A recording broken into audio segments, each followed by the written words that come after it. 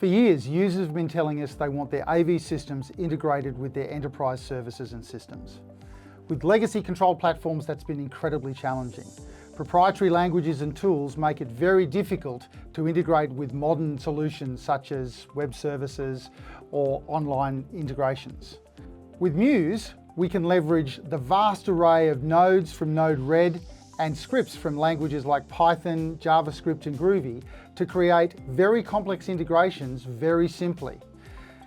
This allows us to deliver on solutions like integration with voice agents, service and monitoring systems, or even data visualization without complex AV code, because this code has generally been developed by someone in a community and we're simply able to leverage that in the language of our choice. So David, you've put together a fantastic demo here of integration with one of the most popular ticketing systems in ServiceNow. Show us how it works. Thanks, Graham. Yeah. So this demonstration just shows how we can leverage the power of Muse and specifically Node-RED within Muse to rapidly develop a control system program for talking to ServiceNow. So what I have here is a connection to ServiceNow's ticketing system or incident reporting system. This is spun up inside a developer environment. ServiceNow provide that as a free service to any developer, so anyone can spin this up.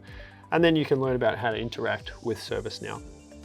In my touch panel file, which is running here on the Varia 100 series, I've got a number of buttons that allow the user to report issues to the ticketing system. So they can come along as a user, they're in the room, something's going wrong, they can push a button, so I'll just select one here, and that will send a message off to ServiceNow from Node-RED. ServiceNow will then respond with an incident number and telling you that that incident report has been created. So if I jump back to my ServiceNow incident board and refresh that web page, we can see there is the incident that was created by the user. You can include a whole bunch of information within this that you report to ServiceNow as well. And ServiceNow offers a lot more than just incident reporting. That's just one small part of it, but you can interact with any part of that. So the way this demo was created, obviously we have the touch panel file, and then we have leverage the power of Node-RED's very vast community library. So there's a number of ServiceNow nodes and flows that we can import into Node-RED.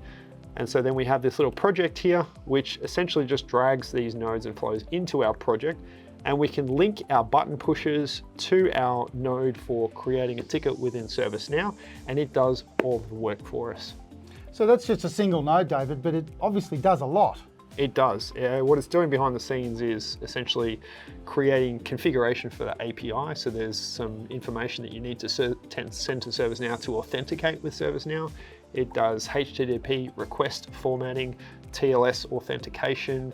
It does base64 encoding of your username and password within the HTTP packet, putting the information that you want to send to ServiceNow in a JSON message and including that in the body of the HTTP request, and then parsing all that information that comes back from ServiceNow as a HTTP response, and then pulling out the information you need, such as the incident number, and then sending that off to the touch panel for visualization to the user. So you've literally just dragged a node into your project and delivered all that functionality. If you were having to do that in one of the proprietary languages, what would be involved? You'd have to do all that, but you'd be starting from scratch because you don't have the libraries to help you there. So as a programmer writing, typically a compiled programming language, you have to write the code to do everything I just described. Setting up that connection as a secure connection with TLS, creating the HTTP requests and formatting it correctly, creating a JSON